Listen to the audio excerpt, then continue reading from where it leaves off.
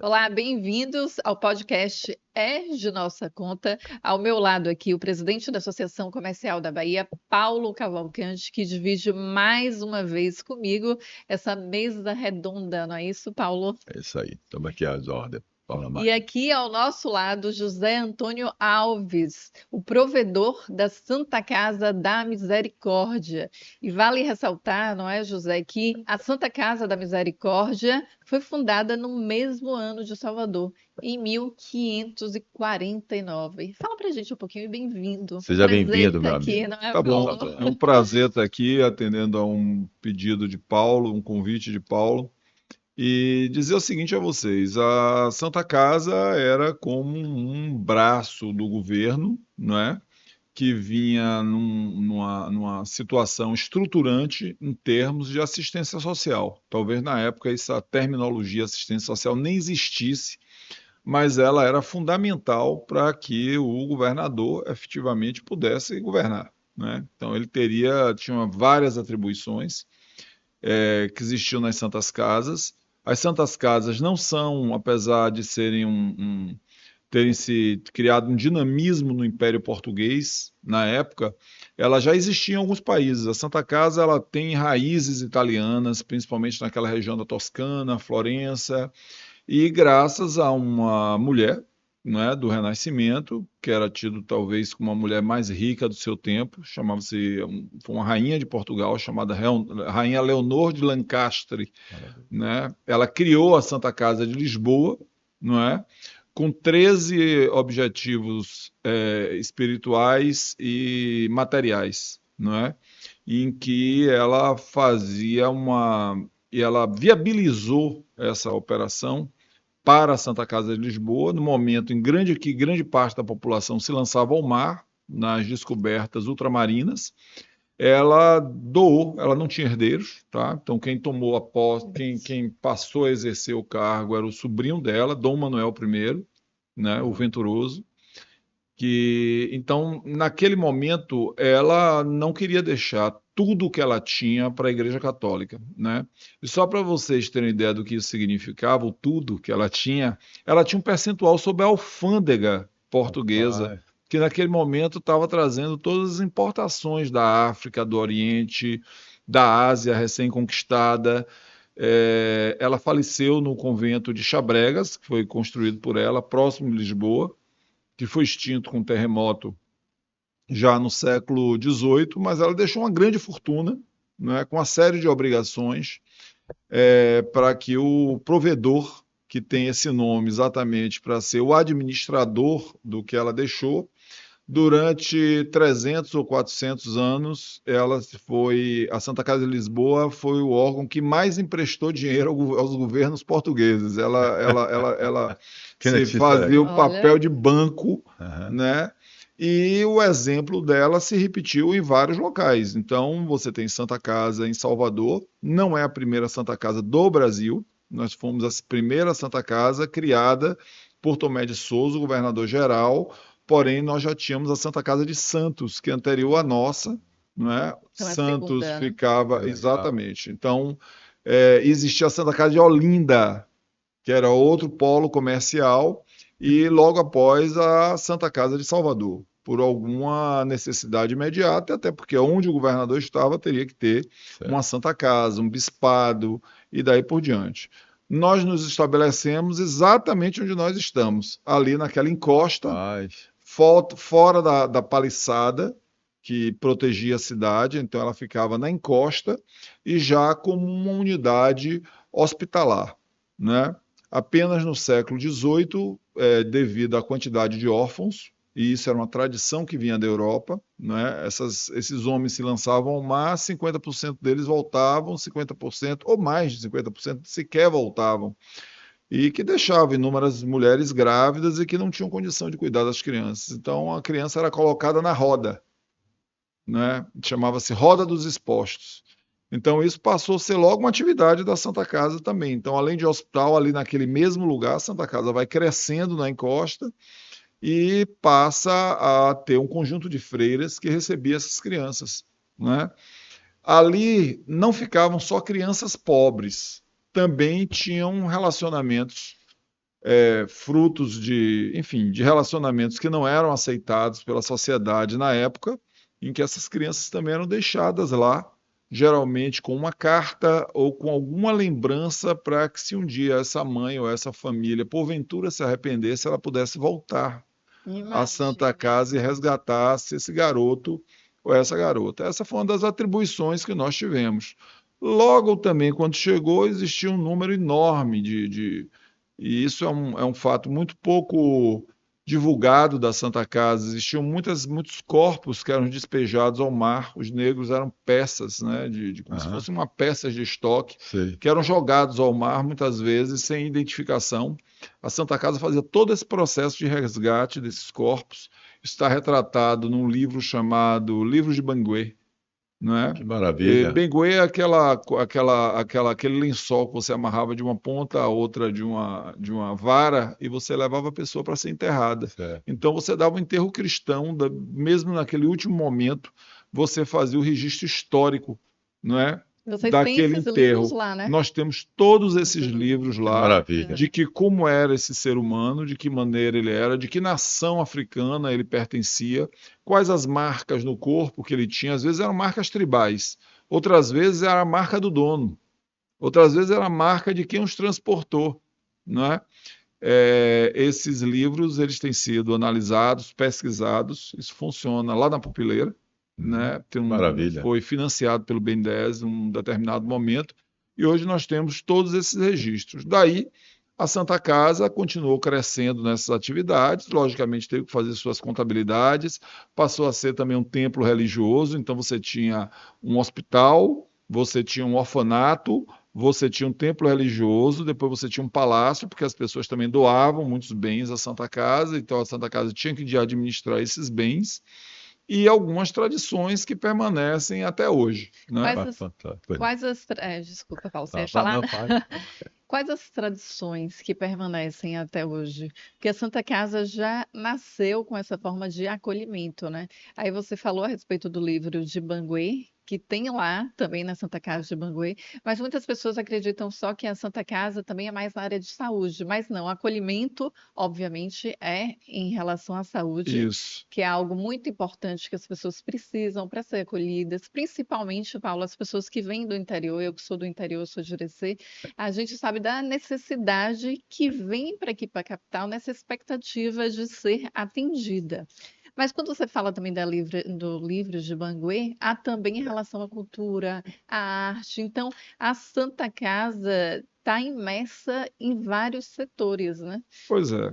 Nós vivemos todo esse ciclo de desenvolvimento da nossa capital, às vezes mais bem administrada, outras vezes mal administrada, mas de uma maneira geral, não era. Primeiro, nós não tínhamos nós obedecíamos um rigor católico entre os membros da Irmandade, porém nós não estávamos subjugados à Igreja Católica, ou seja, o bispo Claro. não tinha nenhum tipo de autonomia, era muito bem-vindo, né? A Catedral de Salvador, que fica ali onde está a cruz caída, tinha uma ligação interna com a Santa Casa, com o nosso palácio, mas o provedor, que era conhecido como a Sua Caridade, era o provedor. Ele já era eleito, né? No início foi indicado pelo governador-geral, mas em seguida ele passou a ser eleito pelos seus pares. Como é que esses pares entravam para a Irmandade da Santa Casa de Misericórdia da Bahia? Entravam fazendo grandes doações. Então, é tanto que aqueles quadros que nós temos em todo o Uhum. nosso museu, aquela carta, é como se fosse um cheque, é como se fosse um Pix de hoje, ele pagando para fazer parte da Irmandade, e ali, às vezes, vinham pedaços do seu inventário ou parte dos seus negócios, em que ele dedicava os rendimentos à Santa Casa por um número X de anos, né? O provedor sempre foi escolhido dessa maneira, eleito entre banqueiros, fazendeiros do açúcar, e a partir de um determinado momento começou a ter participação de mulheres, né? Desde muito cedo. Eu acho que no século XVIII nós já identificamos quadros com mulheres grandes doadoras da Santa Casa, mas obedecendo os preceitos católicos de missas dominicais, missas diárias para os órfãos, enfim. Essa atividade era desenvolvida aí.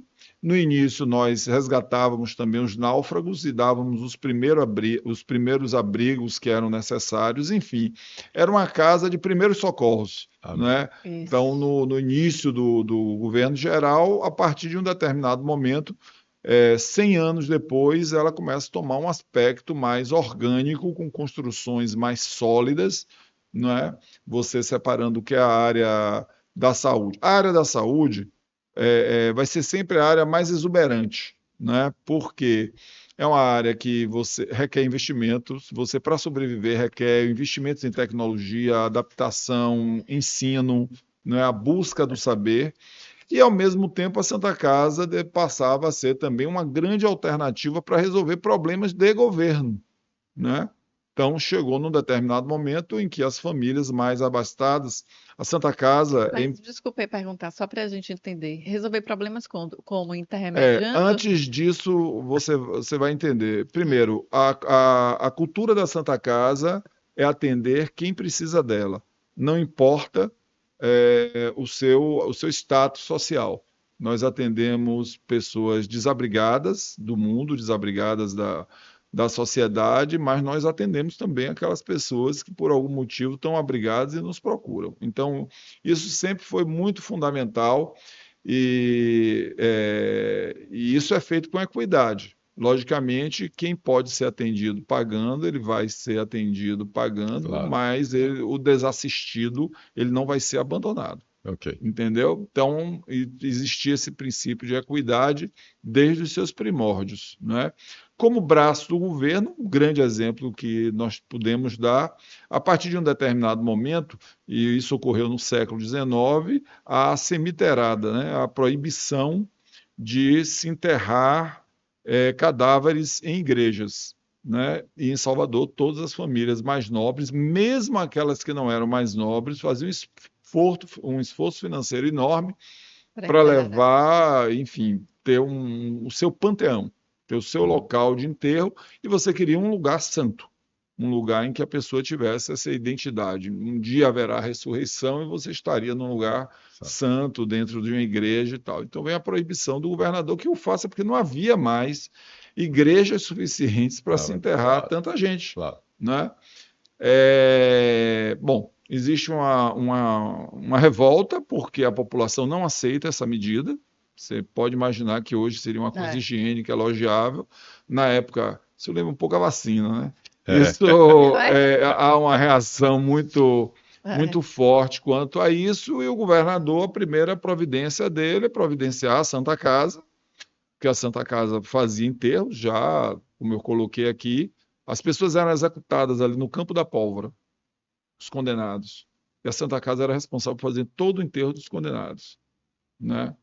É importante nesse detalhe, e eu ainda vou trazer talvez um dia que eu tiver a oportunidade com mais descrição, quando houve a revolta dos malês, eles iriam ser executados, sem advogados. Alguém colocou, olha, eles precisam se defender.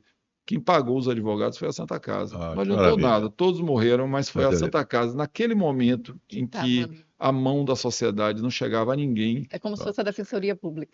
Pronto. Então, naquele momento, quem se fez presente foi a Santa Casa de Misericórdia, apesar de todo o envolvimento da Santa Casa de Misericórdia de senhores de engenho, de escravocratas e tal. Então, é bom que a gente se lembre desse episódio.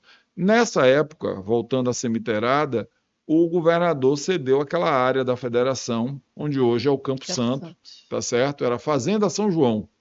Então, ele entregou aquilo para a Santa Casa, o cardeal transformou aquilo, isto aqui é um Campo Santo, tá certo? E aí, de forma muito suave, os enterros passaram a ser feitos no Campo Santo e não serem utilizadas mais as estruturas das irmandades ou das santas casas e da estrutura e hoje física. Estão verticalizando lá, né? Hoje nós estamos verticalizando, o Campo Santo continua conosco. Mas né? Você veja que maravilhoso, que sensacional. Eu estou aqui praticamente, queria ouvir bem mais, quero ouvir mais, porque eu assim, mas eu acho que quantos baianos, quantos brasileiros conhecem essa história? O que devia ser ensinado nas nossas escolas para os nossos brasileiros?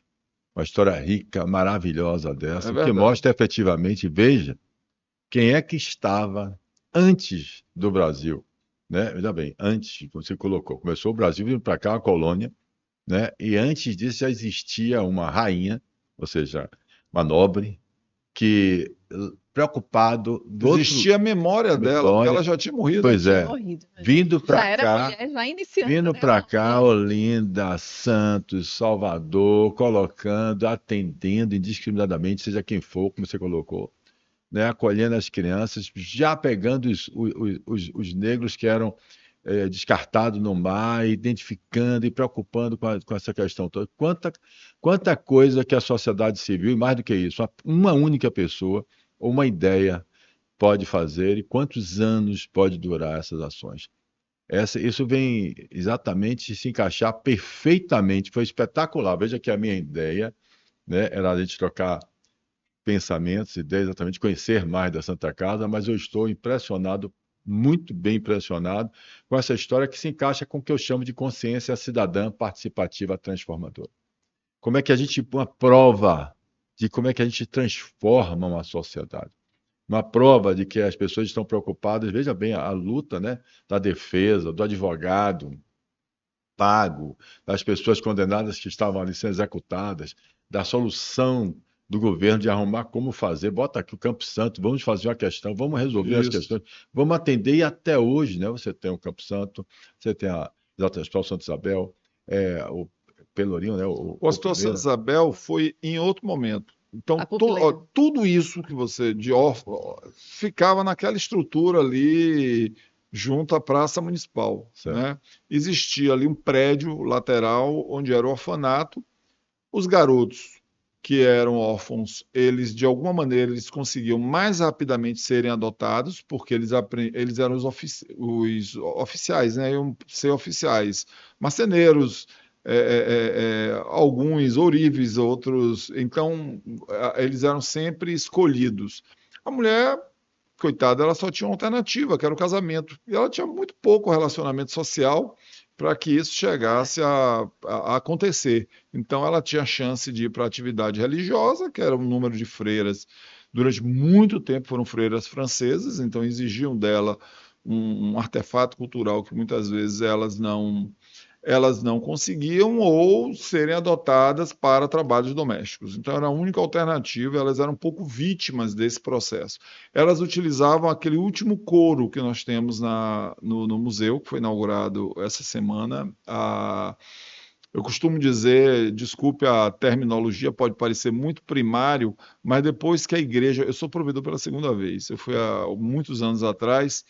A Santa Casa teve 2 auxílios. O museu foi inaugurado em 2006 pelo provedor Álvaro Conde Lemos, que foi aqui, presidente da Associação Comercial da Bahia. Eu era secretário de Estado na época de Paulo Souto. Eu lembro bem, foi em meados do ano, ou em agosto de 2006, que o museu foi criado. Depois desse episódio, o museu foi criado com a Lei Rouanet, não é? Com a ajuda da Braskem, Odebrecht, me permita aqui, Bradesco, outras grandes instituições, porém o recurso não foi suficiente para nós fazermos as intervenções que nós queríamos fazer na área da capela. Né? A Capela da Misericórdia agora ficou lindíssima, com uma talha bonita, e a minha primeira reação quando eu vi tanto colorido, eu digo, olha, cuidado para ver se isso é original mesmo, se ela é dessa cor, mas era, tanto IFAM chegava, então ela tem cor de vinho, ela tem dourado, ela tem branco, ela tem vermelho encarnado, azul, ficou parecendo assim um bombom, um sonho de valsa, sabe? Aquela coisa diferente, né? O que mostra muito um caráter mais eclético e distante do que tudo que era feito antes. Tem um fato importante no início do século XIX, que é a chegada da família real no Brasil. Quando a família real chega no Brasil, além de abrir os portos, não é? Tem um belíssimo quadro aqui na Associação Comercial sobre esse registro. Logo, anos depois, começa a atividade acadêmica a ser desenvolvida no país e cria-se a primeira faculdade de medicina no Brasil, que foi criada ali, naquela casa, né? Na Santa Casa de Misericórdia, da Bahia foi criado onde foi criado o primeiro hospital, foi criada a primeira faculdade de medicina. Depois isso se desloca ali para a região do Pelourinho para ocupar onde hoje é a faculdade, a antiga faculdade de medicina, que era o Colégio dos Jesuítas. Estava vazio, e aí passa-se essa estrutura para lá. Apenas no final do século XIX, por disponibilidade e compromisso de um determinado provedor, é que a Santa Casa, então, rompe, porque aí a cidade já tinha crescido no seu entorno, ela não estava mais fora das paliçadas, como se chamava, e aí ela vai para uma região alagadiça, mas era um subúrbio, porque Nazaré era um subúrbio, né? E aí, pois é, e aí se cria simultaneamente o Hospital Santa Isabel e logo em seguida a Pupileira, de Pupilos, né? A Pupileira para poder abrigar o orfanato e o Hospital Santa Isabel para fazer as vezes daquela estrutura que já era insustentável se atender aquelas pessoas ali. Essa iniciativa é muito polêmica até hoje, exatamente por uma das coisas que nós estávamos tratando aqui antes da entrevista, porque quem tomou essa iniciativa foi o Visconde de Pereira Marinho, que está muito explorado aí nos livros Escravidão e outros livros, porque o Visconde era tido como um traficante de escravos, né? E, enfim, existe toda uma polêmica, porque tem uma estátua, a quem está na frente do Hospital Santa Isabel, muita gente pensa que é Dom Pedro II, por conta das barbas e tal.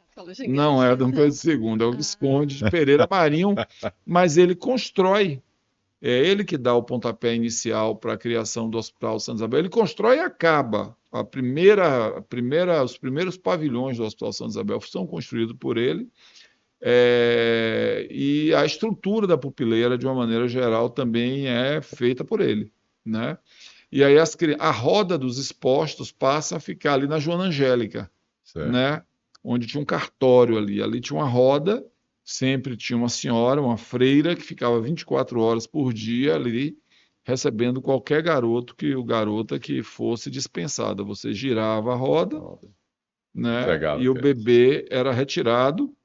Ele sempre era batizado imediatamente, porque as crianças morriam, com o primeiro nome, o santo do dia. Portanto, se fosse o dia de São Cristóvão, ele seria Cristóvão. Ele imediatamente adotaria o sobrenome do provedor, né? Então, adotaria o sobrenome do provedor, seria a maneira de não discriminá-lo, porque se todo mundo ficasse com o mesmo sobrenome, você identificaria que era da roda.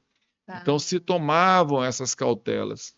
E ao observar, algumas dessas crianças vinham com cartas, né? E essas cartas estão guardadas? Essas cartas, tem uma carta delas, uma dessas cartas, que traz muita sensibilidade a gente, porque o fim foi dramático, mas chama muita atenção de como era a sociedade da época. Nós tínhamos uma criança, vai estar exposto no nosso museu. Nós recebemos uma criança do sexo masculino, toda em cambraia de linho, portanto, devia ser alguém com dinheiro, com laços em seda, e a carta da mãe, dizendo que, olha, ela não está vindo por necessidade, ela não está vindo por carência, ela está vindo por uma necessidade minha de eu aqui deixá-la, por conta de um relacionamento, não sei se adúltero, ou se, enfim. Abusivo. Por favor, tomem cuidado com ela e tal. Ela não identificava qual deveria ser o nome, me parece, e ela virou a roda, tá certo? E ela dizia o seguinte: uma cópia desta carta, daqui a tantos anos eu voltarei aqui para retirar minha criança, né? A criança morreu um ano depois. Então a gente nunca soube se ela porventura veio com a carta. Mortalidade infantil naquela época era altíssima. Bem, depois, logicamente, essa coisa da roda ela deixou de existir, né? Mas a população ainda identificada com a Santa Casa, e eu acho que isso para uma mãe deixar um filho não é uma coisa fácil, por mais pobre que ela seja. Eu acho que isso é uma demonstração de confiança que as pessoas tinham na Santa Casa. Então as pessoas entravam ali na pupileira, onde tem aquelas mangueiras, e deixavam a criança no gramado, porque não existia mais a roda. É algo que Paulo sempre diz, né, Paulo? Que acho que eu vou puxar até nesse assunto a respeito da cidadania e da dignidade que a Santa Casa, naquela época, dava às pessoas, principalmente as desassistidas, né, Paulo? Credibilidade, E né? O a que eu falo das credibilidade. instituições públicas que a gente vê, né, na pesquisa que nós estamos fazendo aí, e vemos que está acontecendo. Hoje nós vivemos uma crise muito séria, né, de credibilidade das nossas instituições públicas, no próprio Estado, no próprio governo. Eu me surpreendi até quando eu pesquisando, eu vi que uma das entidades daquela pesquisa aí, instituições públicas, no caso, públicas, né? Não é o caso das Santas Casas, instituições públicas. Mas o que mais que tem credibilidade hoje, você vai se espantar, é o Corpo de Bombeiros. Ou seja, nem o Ministério Público, nem a Polícia Federal, nem o governo, nem o Estado, muito menos os políticos. Os políticos é uma brincadeira, os partidos e os políticos. Nós estamos vivendo uma crise seríssima. E é por isso que nós precisamos resgatar e precisamos buscar essas histórias fantásticas. Eu estava aqui pensando que quem estaria aqui babando, se não teve a oportunidade de ouvir, que é o Rafael Dantas, né? É Que é o verdade. historiador também, que ele é o craque nessas Tem questões. tem um detalhe pitoresco. A última criança da roda ainda está conosco. Ela é uma senhorinha. De que Que idade? Como é que Ela maravilha. é? já tem 80 e poucos anos. Aliás, ela tem 80 anos. Ela ficou na Santa Casa.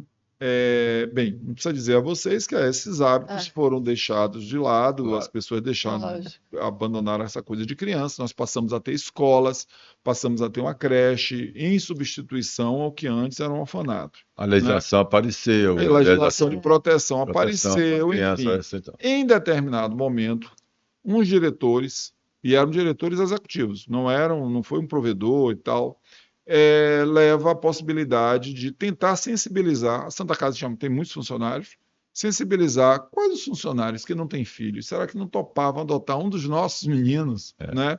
E nessa época, muitas crianças foram adotadas, e eram muitas meninas, Aham, né? E essa coitadinha, ela tinha um problema não só de ordem é, é, de raciocínio, aham. tá certo? De Cognitivo. autoidentificação, um raciocínio cognitivo e dificuldade de aprendizagem, mas ela também tinha um defeito físico. Então, ela nunca foi adotada por ninguém. E ela vivia de serzir, né? Durante muito tempo, os melhores ternos da Bahia, quando Ah, rasgavam, ela tinha a capacidade de fazer o tecido quase que que imperceptível, maravilha. a recuperação disso aí, e ela tinha renda por conta disso. Depois passou a ser nossa funcionária mesmo, e aí está conosco, ela tem um apartamento ali no fundo da pupileira, onde o provedor despacha é na pupileira, nos fundos da pupileira nós temos como se fosse um flatzinho, que é a casinha dela, ela tem acompanhantes, ela tem plano de saúde, ela tem tudo direitinho, porque é uma memória viva da Um nossa patrimônio, história. né? Bem, aí também provocado pelos governos, já na década de 80, 90, nós nos deslocamos para o bairro da Paz. O bairro da Paz, Paulo, que tem um pouco mais de idade do que eu, aquela região foi uma região, talvez quando eu tinha uns 18 anos, foi invadida, né? Existiu um forte choque entre os proprietários e as pessoas que estavam invadindo, houve intervenção do governo do Já estado, fiz algumas matérias enfim. lá. Existia um cardeal, que talvez tenha sido um dos nossos mais emblemáticos religiosos aqui na Bahia, que foi Dom Avelar Brandão Vilela. Então, Dom Avelar meio que entrou ali trazendo uma irmandade italiana que queria morar ali, não é?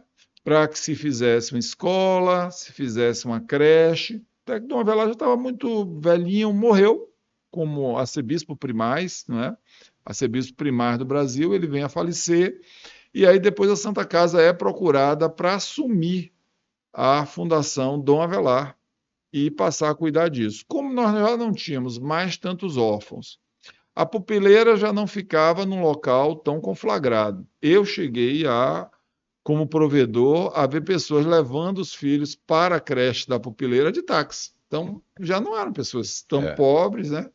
Então, nós passamos a adotar o bairro da Paz como nosso bairro, como nosso foco.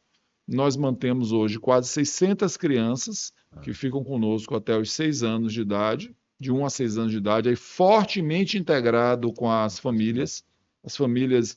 Olha, nós temos vários prédios na cidade. Os únicos prédios que nós não precisamos colocar vigilante, não tem vigilantes, são no bairro da Paz. É? Aham. Que A maravilha. população cuida dos prédios, cuida das Que- escolas, né?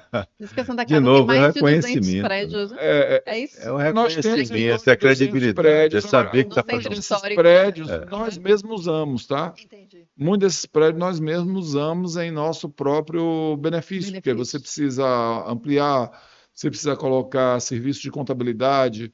Nós temos hoje no bojo dentro da nossa estrutura, nós administramos o Hospital Público Municipal, é um hospital de grande porte, de alta complexidade. Nós temos o Hospital Santa Isabel, com mais de 450 leitos. O Hospital Santa Isabel, ele trabalha com urgência aberta de domingo a domingo, enfim, eu não me lembro nunca de ter o E lá é Santa um Isabel de hospital de portas referência, fechadas. né? É um hospital de referência, é um hospital de ensino, porque nós temos uma residência médica altamente disputada, né? Formamos 41 médicos especialistas a cada ano. Isso é um evento, porque nós estamos sempre ali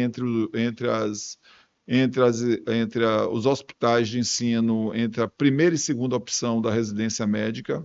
Isso aí sempre viva. Em 2019, criamos a Faculdade Santa Casa. A faculdade é voltada quase todas as suas atividades para a área de saúde, né? Antes que vocês me perguntem, temos uma proposta para a faculdade de medicina, precisamos Já que o perguntei. governo queira, né? Em determinado O que está momento, faltando para o governo querer? olha, na verdade, no governo Temer, houve uma decisão do presidente da República de vetar a criação de novas faculdades de medicina, né? Porque elas expandiram-se com muita rapidez e sem a estrutura necessária de rede hospitalar para que servisse de campo de estágio. Então, compreendo as necessidades do governo, mas nós insistimos com a ideia, inicialmente judicializamos essa questão. Pois é, o juiz, inclusive, na sua sentença, ele coloca claramente: eu não vou negar a primeira faculdade de medicina do Brasil a possibilidade de ser uma faculdade, o que ela já é. Ah, Né? Então, isso prosperou e tem uma decisão recente do Supremo Tribunal Federal estabelecendo que temos que nos adaptar a uma certa regra do Ministério da Educação e Saúde, dos dois ministérios de forma conjunta, e estamos aqui aguardando, estamos a ponto de bala. Nossa faculdade já foi avaliada pelo MEC, tá? Maravilha. E em breve nós, além da atividade de psicologia, nutrição, fisioterapia, enfermagem, a gente também tem a nossa estrutura de medicina disponível para ficar. Tá certo? Maravilha. Isso significa mais do que justo, e eu acredito que vai ser tão demandado, tanta gente precisa, e todo mundo vai querer ir para lá, porque lá é assim que se sabe que tem, efetivamente, como você falou, estrutura e história. Mas deixa eu lhe fazer uma pergunta, deixa eu entrar na questão que foi a provocação quando eu te telefonei, eu disse assim, nós precisamos conversar. Fiquei maravilhado, estou afirmando que fantástico para mim, só faz enriquecer mais ainda e me motivar mais ainda para esse ativismo que eu tenho de salvar o nosso país, salvar o mundo, né? Vamos começar pelo Brasil, né? Que é interessante. É a questão de que ninguém faz nada sem dinheiro, sem grana, né? Grana é um problema sério. Nós vivemos há pouco tempo atrás um problema seríssimo daquele salário das enfermeiras que queriam tratar um salário, etc. e tal, que a gente todo se preocupou, me lembro muito bem também com a irmã Dulce, né, preocupado com os salários, como é que iam ser, as Santas Casas não eram diferentes, nós estivemos juntos, Isso. né? E efetivamente a gente tem aqui, você sabe disso também que eu lhe falei, um projeto de lei popular, né, que eu quero, a ideia nossa é que ele seja, sim, um abaixo-assinado, que ele seja assim, que ele surja e nasça exatamente da necessidade real da democracia participativa, que seja o povo pedindo efetivamente uma lei. Nada contra nenhum dos nossos queridíssimos e tão competentes representantes, deputados eleitos, que representam muito bem as Santas Casas do Brasil. Inclusive um especial, que é Antônio Brito, que é, inclusive, particularmente meu amigo também, e que eu tenho uma admiração muito grande, que já conversei com ele sobre também esse projeto de lei, que eu tenho certeza absoluta que ele vai, já disse que vai encampar, vai adotar, vai puxar para ele, vai fazer as coisas acontecerem, que isso é um projeto de lei popular que efetivamente facilita as doações. Você contou a história fantástica do passado. As pessoas brigavam para doar, até do que está a estátua que está na frente lá da Santa Isabel, de uma pessoa que era comerciante, que escravizava e tal, tal.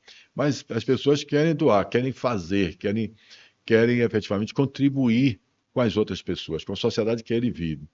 E a gente acabou de dizer que para fazer o museu você precisa de uma lei Rouanet, você precisa de uma lei, de alguma. E hoje, cada dia mais é mais difícil.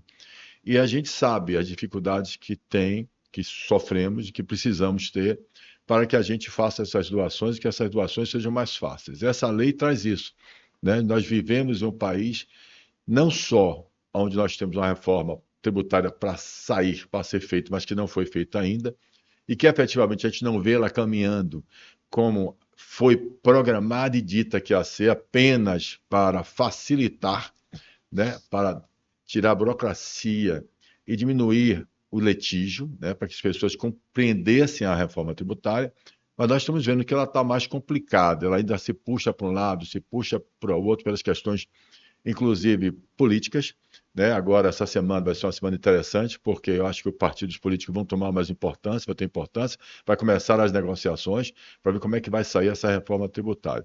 E a gente vê essa preocupação. Então, a nosso projeto de lei popular, ele passa exatamente apenas para facilitar, esse sim, as doações que as pessoas físicas e jurídicas fizerem para as Santas Casas, essas doações terão abatimento no seu imposto de renda.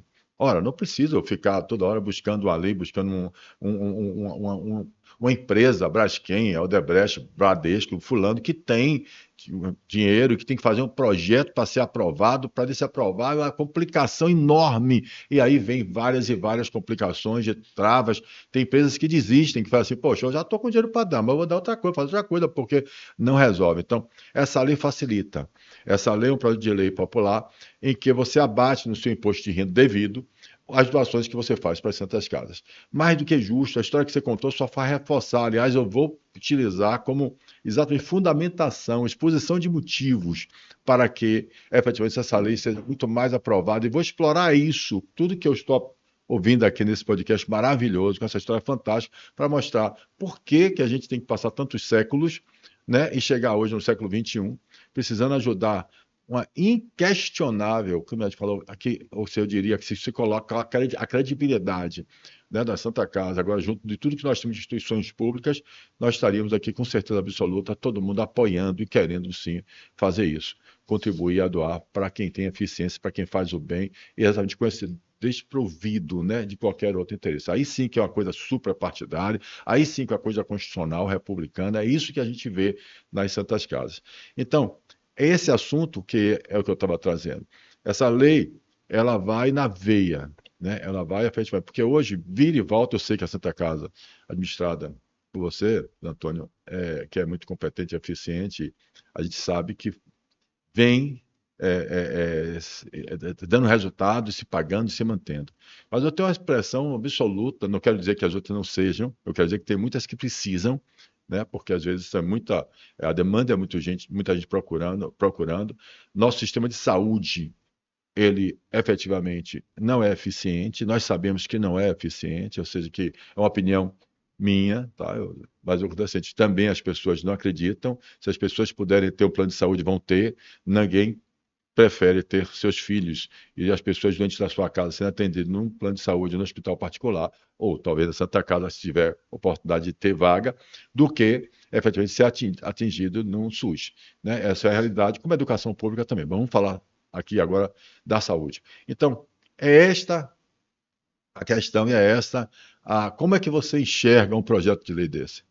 Olha, eu enxergo de uma forma bastante positiva e eu colocaria aí a termo duas situações que iriam além do que você, Paulo, tá propondo.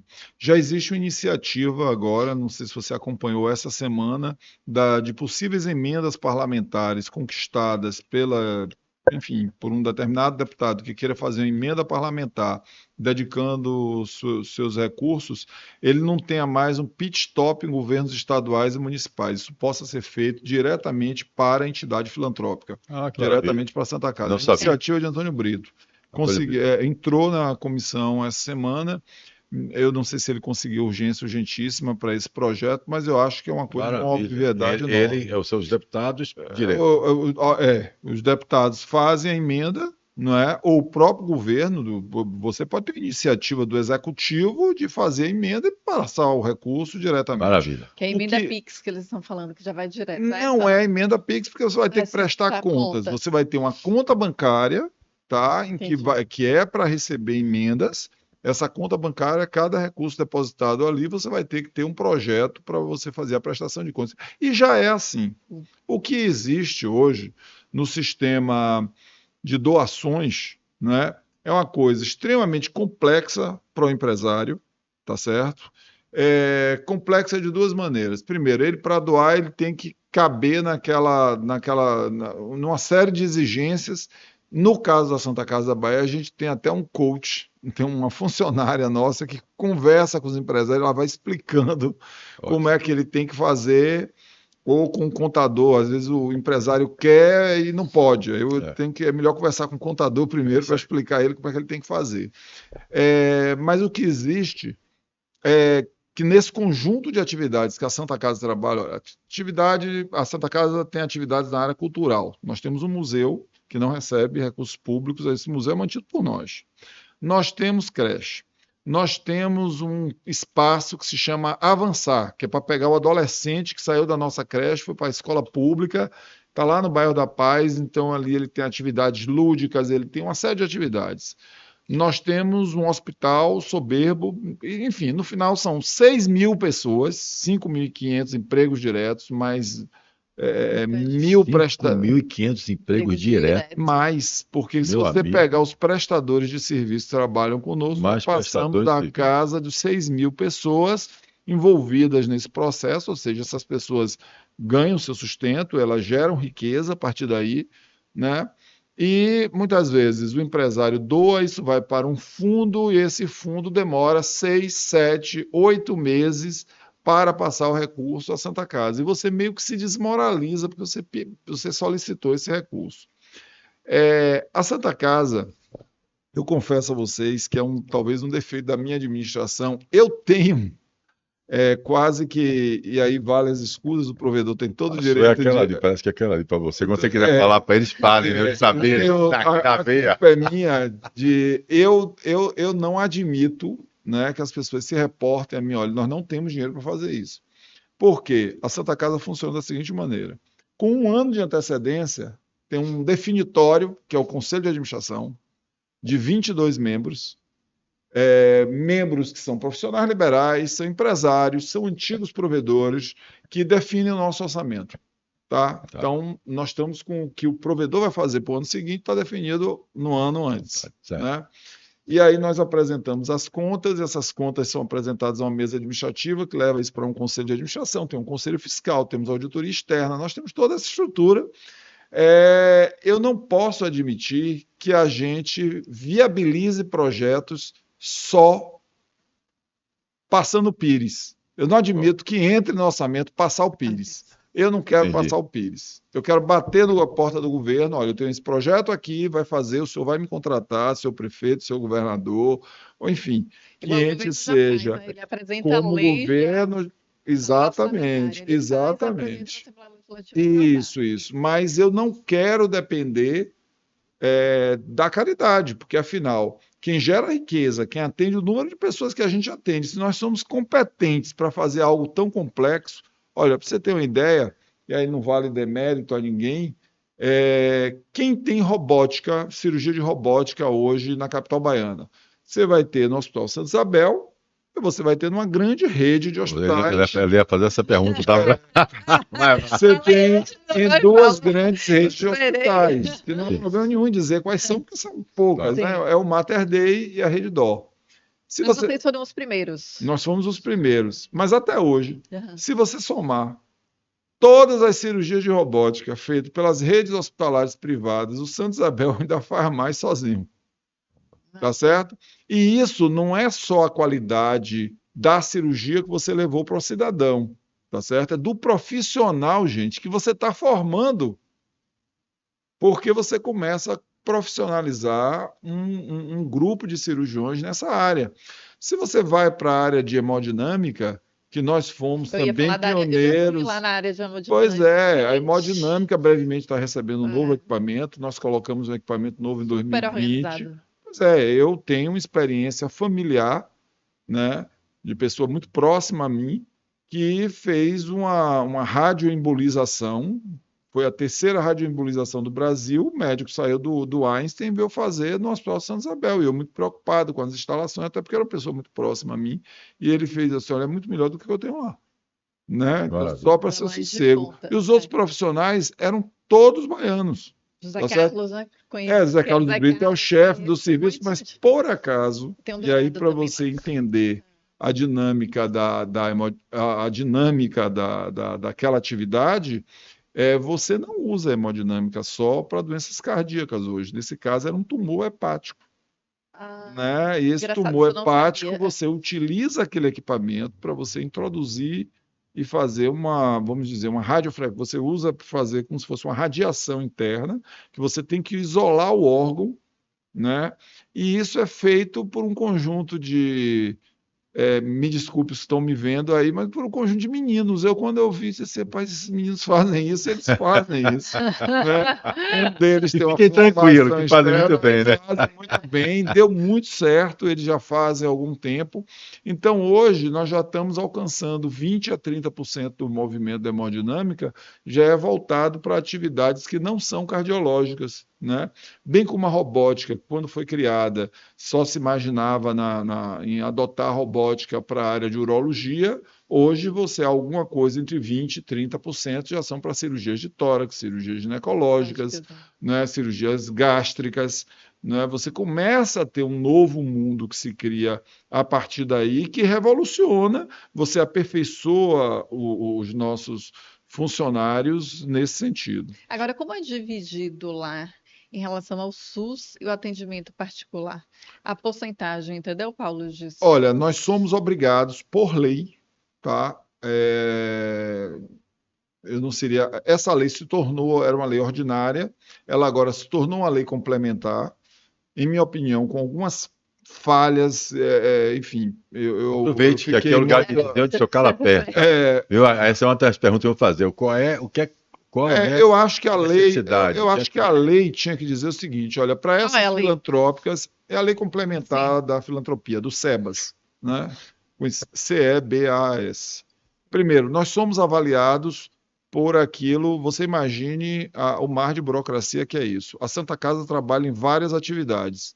Então, o que eu gero de bem, o que eu faço bem no bairro da Paz, não conta para filantropia.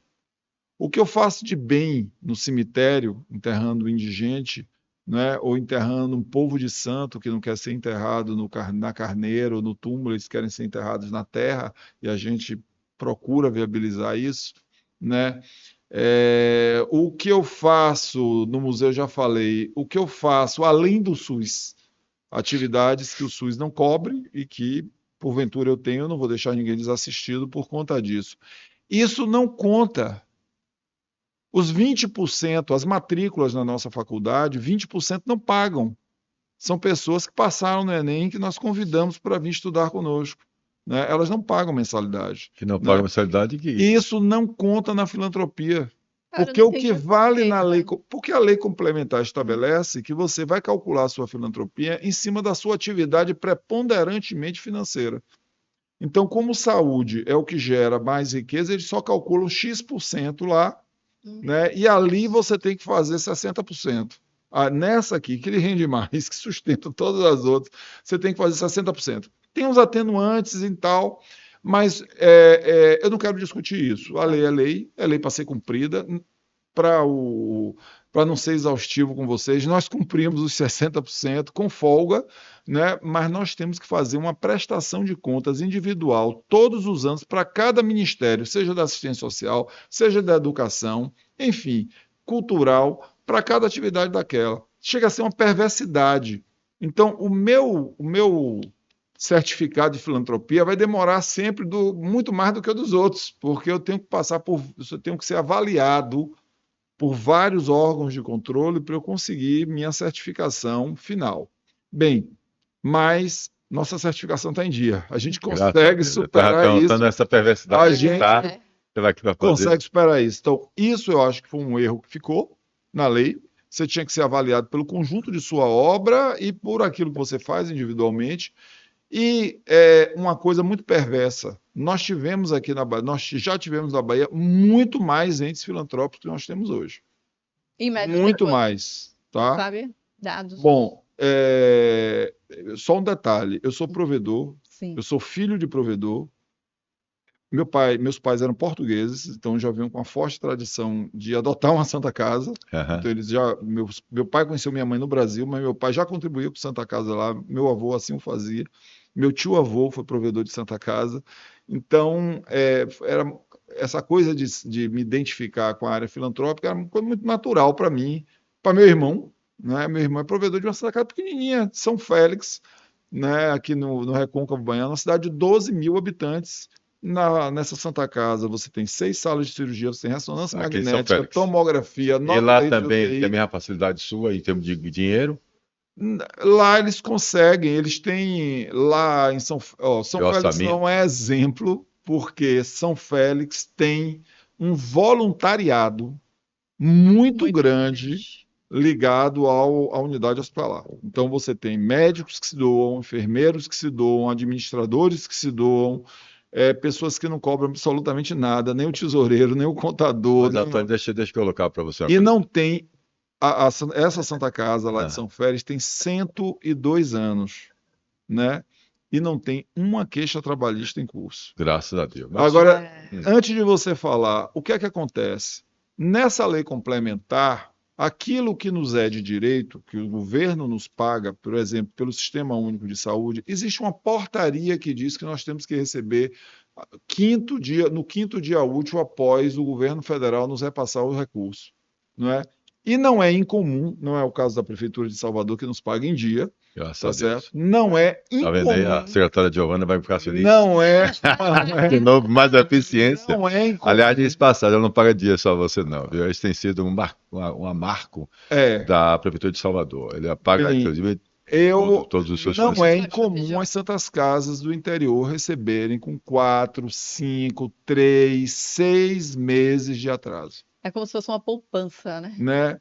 Não, primeiro o prefeito ele desenvolve uma atividade concorrente com a da Santa Casa, ele é político, e aí ele precisa, a Santa Casa não aceitou. Então agora eu vou chegar exatamente na questão onde eu queria colocar.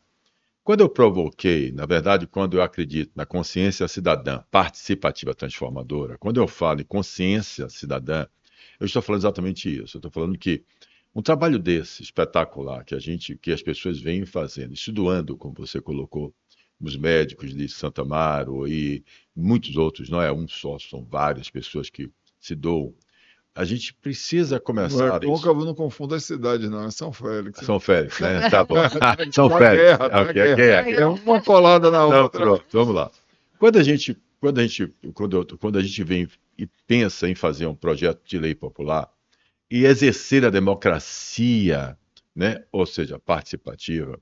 Um projeto, quando a gente fala assim de buscar abaixo assinado, é porque o que a gente quer, na verdade, é trazer educação, é trazer consciência ao cidadão. É fazer com que o cidadão volte a acreditar que ele pode legislar, que o poder efetivamente emana do povo. E aqui a gente tem um país democrático. Na verdade, isso é um exercício. Quando efetivamente te busca exatamente uma questão dessa que é inquestionável a credibilidade, inquestionável a vantagem, inquestionável o benefício que as Santas Casas fazem para o nosso país e, principalmente, inquestionável, que mesmo que o SUS esteja reembolsando, pagando os serviços prestados e administração que as Santas Casas fazem, já está na Constituição nossa que seria a obrigação do prefeito, do governador, do presidente da República. A palavra é obrigação. E prestar muito mais serviço, não é só esse de saúde. Nossa atividade seria só complementar. E, no Então, entanto, a gente já atende metade do país. Pronto. Quando você tem essa afirmação que passa a ser uma afirmação muito séria, muito importante para a gente ouvir, a população brasileira, ela não sabe, ela não entende, ela não compreende. E o pior ainda, né? Ela fica naquela fila imensa, porque agora acabou com a tecnologia, você já pode fazer online e tudo mais e tal. Mas aqui, eu me lembro que quando eu ia ali para Ribeira, ali para a cidade, para o Bonfim e tal, ficava uma fila imensa ali no hospital de Manduça e tal, aquelas pessoas para poder pegar uma senha e tal, uma coisa assim que era realmente a gente via, não é possível. Não é possível que esse povo não se entenda com o direito de ter educação pública. Né? Você vê o policial, o médico, o próprio médico formado, ele não tem a consciência cidadã, ele fica chateado porque ele fala, eu já estou aqui, ele reclamando com razão, mas às vezes ele não entende a outra parte, ele não consegue a dimensão para dar um salto um pouco mais, olhar para cima para o Estado. Ele fala assim, eu já estou aqui me matando, atendendo, já estou virando aqui, já estou no segundo plantão, e vocês ainda estão gritando aí, calma, eu estou atendendo suado e tal. E a fila está lá e o policial, se você continuar gritando e querer, eu vou mandar prender e tal, mas o cara está agoniado porque tem um parente, um filho, a mãe, alguém morrendo ali do lado, daquela fila imensa, e não tem uma maca para ele pegar e tal. Essas coisas, ao contrário, as pessoas pensam que é o favor que o Estado está fazendo em dar aquele atendimento, e não é favor, é obrigação. Os nossos impostos são muito altos. Eu estou falando com a casa do empresário, estou falando agora com o presidente da Associação Comercial da Bahia, Bicentenário, estou falando com várias entidades que eu estou me metendo em tudo, estou em tudo que é lugar, no Instituto do Brasil, em Brasília, na frente parlamentar da qual o nosso querido Antônio Brito faz parte também, outros também faz parte, as pessoas que estão lá, o Passarinho, o Zé Neto daqui, todos lá, a gente está tendo a oportunidade de estar discutindo com eles essas questões. Veja bem, mas o que eu estou querendo chamar na atenção claramente é o seguinte, não é, eu sei que nós temos grandes representantes políticos e que estão olhando para isso também, mas é importante que exista uma consciência da população, que a gente comece a trazer mais do que ficar nesse belíssimo, incrível trabalho que você vem desempenhando, e as Santas Casas, não só a sua, mas todo o país, né? Eu tive já algumas vezes também com o Mirocles, né? O nosso presidente do Piauí, exatamente, do Piauí, agradável. Santa Casa do Parnaíba. Exatamente, educadíssimo, gente muito boa, um abraço para ele, se ele vai assistir com certeza você aqui, né? E estamos juntos também, a ideia nossa é essa, é juntarmos mais estados do Brasil para quando a gente lançar essa campanha, vou lançar agora, que as pessoas estejam lá coletando esses abaixo-assinados, para que quando chegue no Congresso, chegue com uma pressão de mais de 1,5% do eleitorado brasileiro. Imagine a pressão disso, entendendo isso. Imagine a união que vai existir entre as Santas Casas, exatamente com esses problemas. E não vão ser só esses problemas que vão começar a aparecer. Outros problemas também vão aparecer, claro, esse vai ser para quê? Para as doações.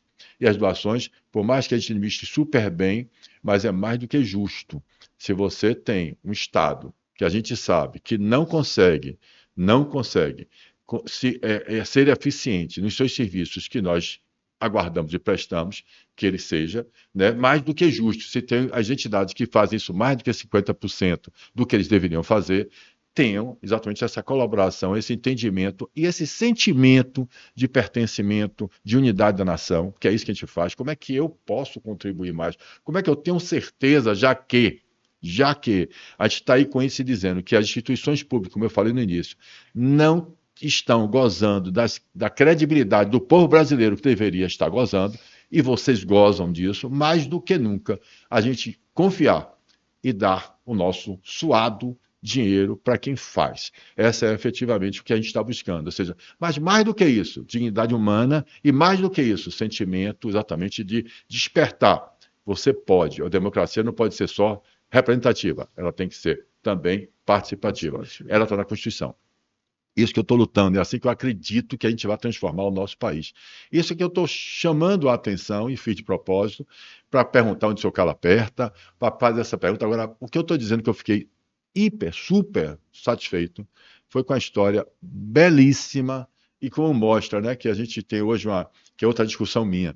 Que a gente vem aqui, eu venho brigando isso, estava conversando com o Fernando um pouco antes de você chegar e conversando com Maiara e com o Cris, conversando sobre da Fundação Paulo Cavalcante, falando sobre essa questão que eu estou fazendo um novo artigo sobre as questões do termo minorias, né? E chamando a atenção que quando a gente usa esse termo que foi lá, né, do final do século XIX, né, início do século XX, exatamente quando as nações estavam deixando de ser império para virar nação, no Holocausto, com a questão das minorias que era, daqui a gente fala que era os negros, que eram os estrangeiros e tal. Quando a gente fala nisso, e a gente usa até hoje, no século XXI, ainda para expressar a desigualdade, a questão de equidade, a palavra minoria, a gente esconde, né, a gente está escondendo a responsabilidade do Estado. A gente tira da responsabilidade da sociedade civil organizada e do Estado exatamente a promoção dessa igualdade que a gente tanto está buscando. Então, é isso que eu estou querendo chamar a atenção, entendeu, Antônio? Eu entendo. Tem um trabalho nosso agora. Já tinha tido um trabalho anterior, mas eu acho que foi, com todo respeito, as pessoas que fizeram na época foram equivocados. Eu gostaria muito de, em breve, quando eu sair da Santa Casa, bom, uma característica da Santa Casa, a Santa Casa troca de provedor e provedor é eleito, tá? De forma muito democrática, eu devo ser o provedor, eu sempre me esqueço essa colocação, o provedor número 267, 270, enfim. Ótimo. Então, a gente começar a desenvolver um processo cultural da Santa Casa, a cultura interna da Santa Casa. O funcionário, desde aquele que faz a atividade mais complementar, mais externa, até aquele profissional altamente qualificado que se preocupa com certificações internacionais, trilíngue, enfim, que ele compreenda o que é trabalhar naquele local, fazer o bem, gerar riqueza para manter-se e expandir-se, não é? E ter esse compromisso com a sociedade. Porque se a gente não tem isso internamente, tá certo? A gente não tem esse compromisso internamente, a tendência é sermos desidiosos, aproveitarmos as falhas, enfim. É um processo de amadurecimento. Eu tenho certeza que eu vou sair da provedoria sem terminar esse trabalho. Isso é um trabalho que vai acontecer. Exatamente. Que diz, algumas empresas como a Votorantim, Vale do Rio Doce, são empresas que conseguiram chegar no nível de amadurecimento dessa natureza, e é isso que nós agora, já no século XXI, uma Santa Casa que está completando 475 anos este ano, né? Nós 475 anos, né? Nós pretendemos legar para que os funcionários que chegam, eles caiam nesse caldo cultural desse entendimento, né? Eu fico sempre muito preocupado e não só cobrar do funcionário aquilo que ele tem que dar de bom, né? É muito interessante, é uma provocação que eu faço. Olha, você não chegou no nível de perfeição ao fazer isso e tal. Nós temos que ensinar, porque afinal, eu sempre pergunto, você tem ideia de onde é que o nosso funcionário vive? De onde ele vem, para você ter esse nível de exigência. Ele sai de um ônibus, pega o metrô lotado, apertado, o cara já chega aqui. O fato dele chegar aqui na hora certa, ele já é herói. Já é herói. Aí a gente exige que ele esteja passeado, limpo, preparado, barbeado, impecável, para poder receber bem as pessoas, com um sorriso e tal. Então, não é fácil para a vida de cada um ter esse tipo de compromisso, tá? Esse trabalho é um trabalho que começa a ser feito. Eu só estou colocando isso porque existe uma série de coisas que não são aleatórias, mas que compõem a nossa atividade, né? Então, apesar de eu ser provedor da Santa Casa, e você está me fazendo um elogio, você está fora de crise e tal, eu não sei se eu termino esse ano dentro da crise ou fora da crise. Eu sei que a crise está chegando perto de mim, Mas eu Quer ainda empreender, eu estou falando de mas não- administração, é, de eficiência, de gestão. ainda não alcançou o meu caixa, então estou tocando para frente. Mas eu preciso destacar o seguinte: a Santa Casa foi profissionalizada, né, num determinado período. Um ex-membro aqui da Associação Comercial, Renato Novis, que era arquiteto. Renato, quando tinha algum problema insolúvel, que eu estava preocupado, ele era mordomo da assistência social. Porque lá os cargos são bem diretor-mordomo. Mordomo é como se fosse a pessoa que cuida daquilo e numa linha auxiliar ao provedor. Né? E aí eu disse, rapaz, ó, não dá, não tem dinheiro para isso, não tem dinheiro para aquilo, a gente está no limite do recurso para isso e tal, tal, tal. E eu não sei se essa coisa piorar, se a gente continuar tendo tantas ações judicializadas, como é que isso vai se comportar? Realmente fico preocupado, até sem dormir com isso aí, tal, tal, tal, tal. Renato Novis tinha mania de dizer o seguinte: Antônio, vá dormir, que aquilo que a gente não der jeito, a misericórdia, Deus, ajuda e vai resolver. Bom, mas enfim, não querendo ser assim tão religioso, eu coloco o seguinte: num determinado momento, foi na década de 80, e foi exatamente quando eu era auditor da Arthur Andersen. Não tinha nada a ver com Santa Casa. Meu pai era provedor. Como é que você Meu pai era buscou provedor essas e eu forças? estava exaustivo, eu não aguentava mais trabalhar. Né? Renato Andrade Mendonça era meu chefe. Quem conhece Renato agora, aquele anjinho, o Renato não era assim. Explosivo, eu trabalhava em 4 estados diferentes. E eu, com 26 anos, resolvi cuidar dos negócios de meu pai no interior. Eu ajudava a Santa Casa, de uma certa maneira. E quando o Reforçus, um projeto do Banco Mundial, do governo Fernando Henrique, era ministro da Saúde, José Serra, ele pegou uma parte substancial dos recursos que vinham para a área pública e dedicou, não foi pouco dinheiro, foi muitos milhões de dólares, ele dedicou isso a fundo perdido às Santas Casas. Santas Casas não precisavam pagar esse José Serra, fez isso. E aí você precisava, de cada estado, ter alguém que ajudasse as Santas Casas a fazer projetos, porque as pessoas não tinham projeto. Não adiantava você ter o dinheiro e não ter projeto para apresentar. E eu, nessa época, fui capturado para fazer isso. Ó, tem um cara aqui que sabe fazer e tal. E aí eu tinha que vir para Salvador. Foi minha primeira grande atividade com outras Santas Casas, onde eu me envolvi mais na área de saúde, porque eu sou administrador de empresas, eu não sou médico. Muitas pessoas pensam que eu deambulo assim de um lado para o outro, mas eu sou administrador de empresas. Eu tenho uma formação eu tenho uma formação na Fundação Getúlio Vargas na área administrativa. Trabalhei na Arthur Andersen durante 4 anos, que foi minha verdadeira escola. Trabalhei com os assuntos mais diferentes que vocês possam imaginar. E aí, num determinado momento, eu me vi provedor de uma Santa Casa. Então, eu tinha que aplicar um pouco daquela minha experiência de vida, que era resolver o dia a dia, resolver a rotina e ter olhos postos para o futuro. Porque se você não tiver essa alternativa, então os destinos levaram. A Santa Casa ganhou e você ganhou. A Santa Casa ganhou porque ganhou um grande administrador e você ganhou porque teve aí acabei, rapaz, eu fui fazer uma coisa que eu nunca pensei em minha vida. Eu fui prefeito de minha cidade. Né? Dizem que em política você entra ou por vontade ou por raiva. Eu briguei, por causa do Reforçus, eu briguei com o prefeito. Eu digo, pô, vou tirar esse cara daí. Ele não quer dar tempo a prefeito. São Félix, eu fui eleito. Eu nunca tinha pedido um voto na minha vida e fui eleito com 65% dos votos da cidade. Contra um político tradicionalíssimo, né? E aí me tornei prefeito no firme intento de sair da política e de voltar para meus afazeres. Mas aí, no meio da minha administração, né, Paulo Souto se torna governador, eu fui falar sobre a barragem de Pedra do Cavalo, que era o desastre ambiental que tinha feito numa parte da cidade, a dificuldade que a gente não tinha acesso à água da Embasa. Mas Pedra do Cavalo fica do lado de São Félix e manda água potável para Salvador. A gente não tinha, e eu fui com esse movimento para o Senado Federal. Ele tinha acabado de se eleger governador. Né? E eu fui muito duro nas posições de defender, lógico, os interesses de minha cidade. Aí, quando terminou, então, eu recebo um recado, o senador quer falar com você. O senador não. Como de Governador. costume na Bahia, o governador eleito já quer falar com você e tal, tal, tal.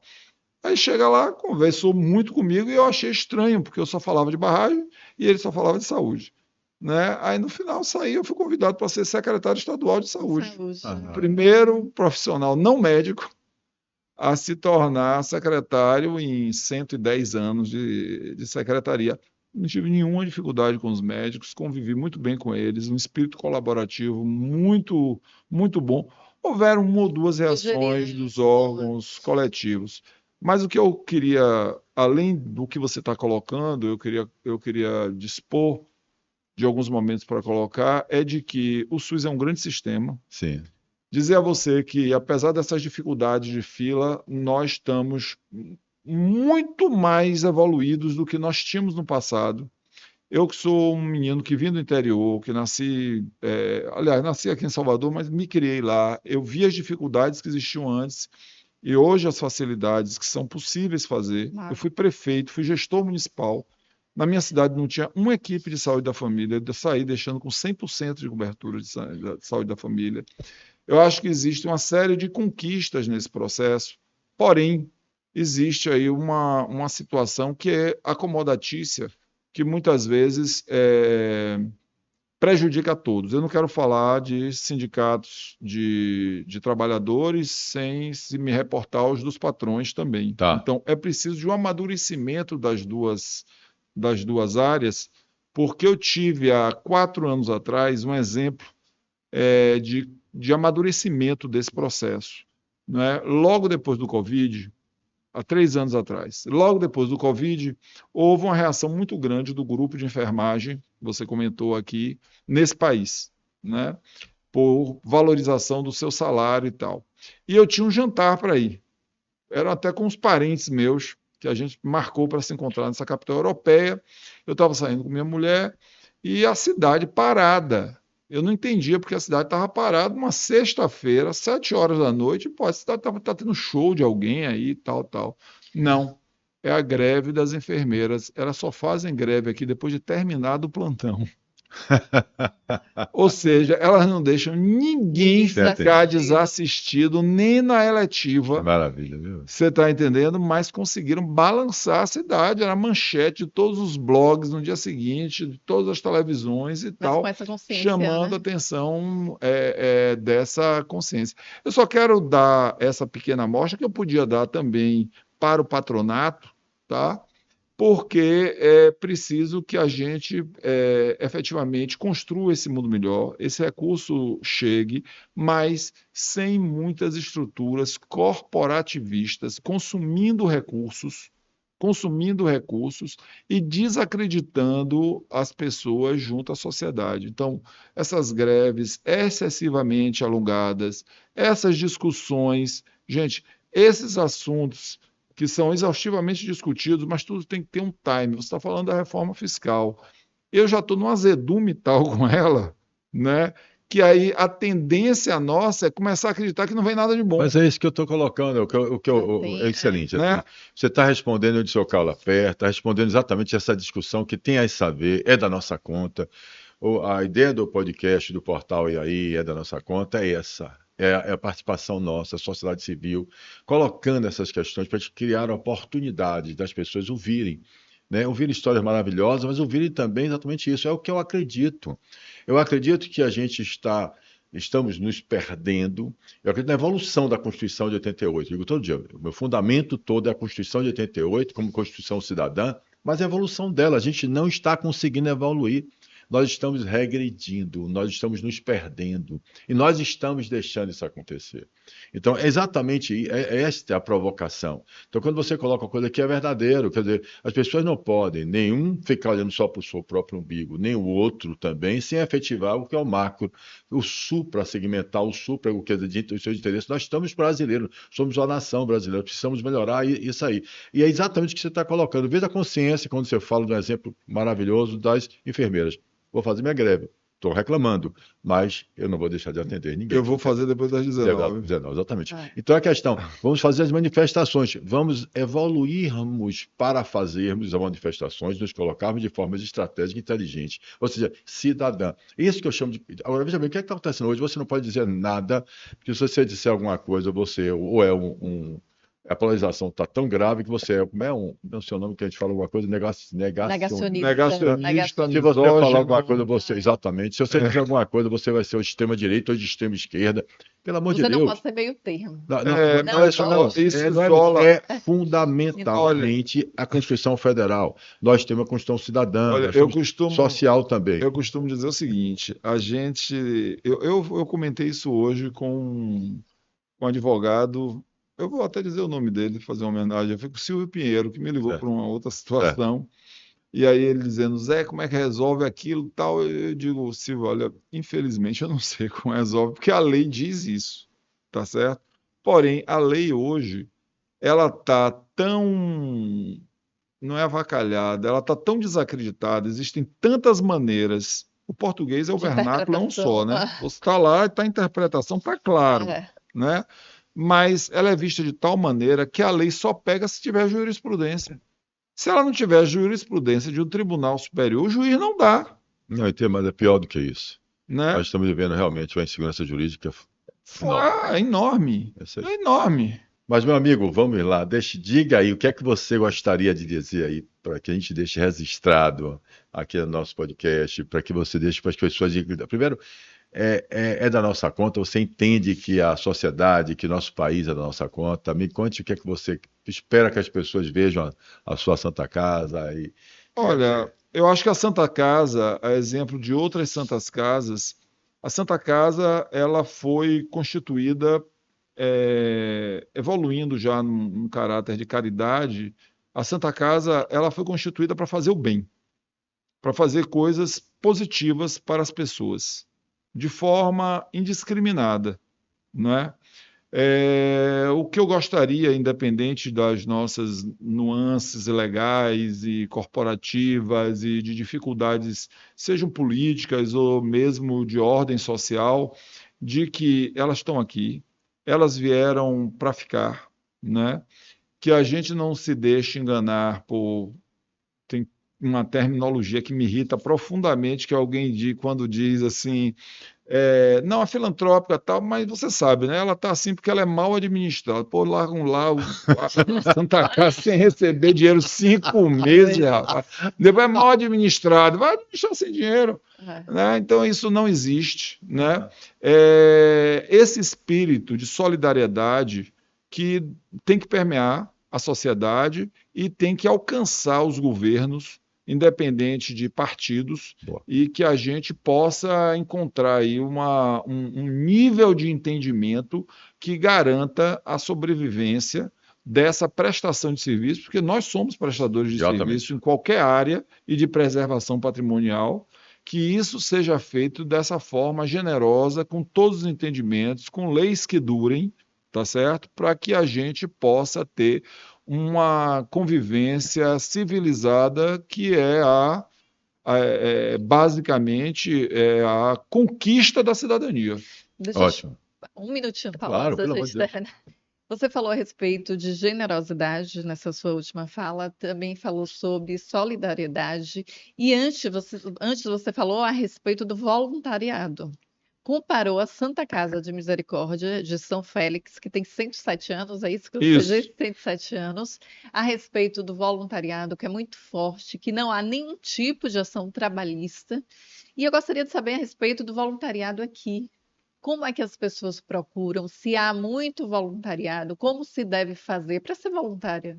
Olha, deixa eu lhe colocar uma coisa que eu faço parte de outras filantrópicas, convidado para o conselho e tal. Eu não assumo mais nada em cargos de ação, senão eu tenho que trabalhar para mim. Sim. Primeiro, eu sou um voluntário. Pronto.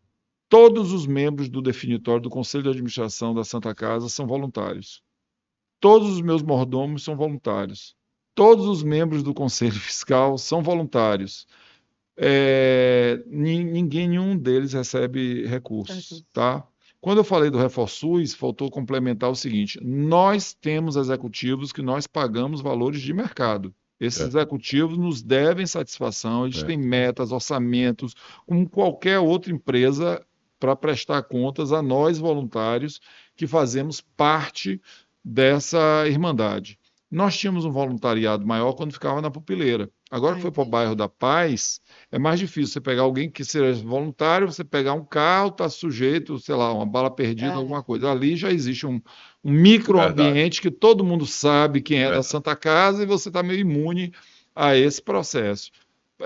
Você pode ser um voluntário fazendo doações em dinheiro, você pode ser um voluntário fazendo doações, por exemplo, nós tivemos, eu não estou autorizado por ele, uma pessoa que é um voluntário da Santa Casa e ele resolveu nos doar 4 ou 5 quadros, tá, importantes, que ele sabia que tinha valor agregado, e ele diz: não é para pendurar em lugar nenhum, é para vender e fazer dinheiro. Me apresente um projeto, você recebe os 5 quadros, né? Ótimo. E ele é excelente. daqui, Ah, daqui dessa casa. E fiquei nós curiosa. fizemos, Vai e no nós passarinho. fizemos, e levantamos na época R$ 5 milhões, né? É, E foi um leilão que nenhum dos quadros foi vendido para a Bahia, todos saíram, um deles chegou exatamente. aí para o exterior. Então, é, você acessando o site da Santa Casa, você vai ver um mundo, ou Instagram, você vai ver um mundo de atividades desenvolvidas por nós, que nós não tivemos condições de conversar aqui hoje. Algumas delas eu até me esqueço, né? Com desculpa aí, falando das nossas áreas principais, e você identifica ali onde você pode doar, como você pode fazer parte.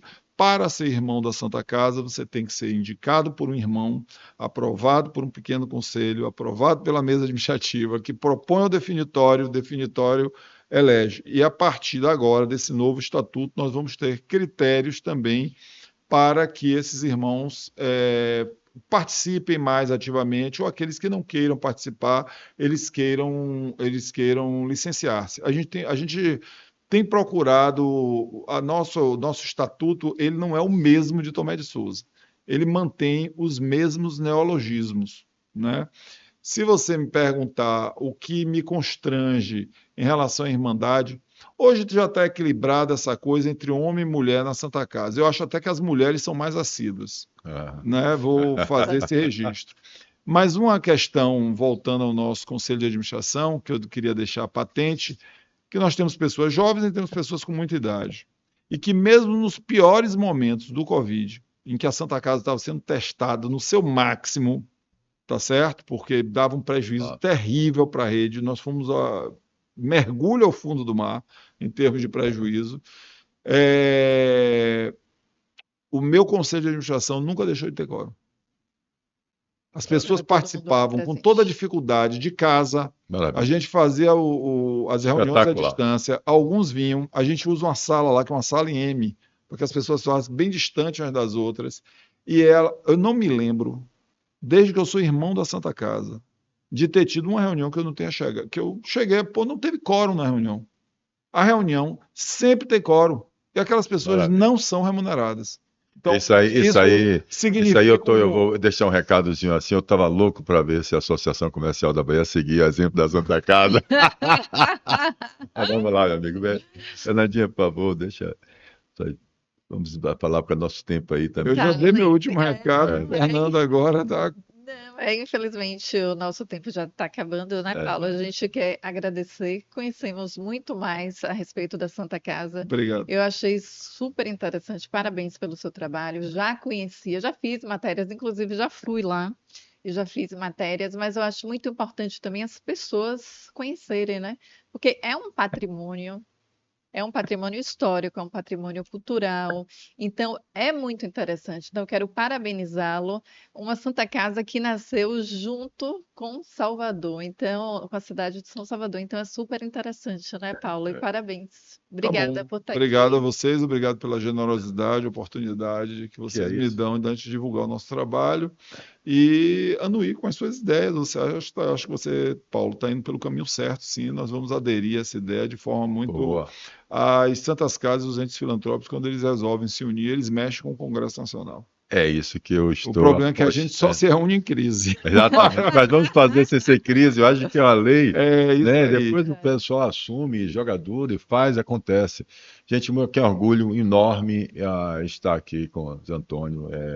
Obrigado, quem agradece sou eu. Fiquei assim, admirado, eu fiquei o tempo todo, olha que eu falo muito, você ficou, às vezes que eu fiquei caladinho aqui escutando, porque eu estava tão interessado, tão fascinado pela história belíssima, grandiosa, que é a Santa Casa, e pela sua gestão. Parabéns, parabéns mesmo. Eu tenho orgulho para a Bahia, orgulho para todos nós. Eu acho que é orgulho para o Estado, né? Termos exatamente o que é o trabalho que vem feito com a história que a gente está tendo.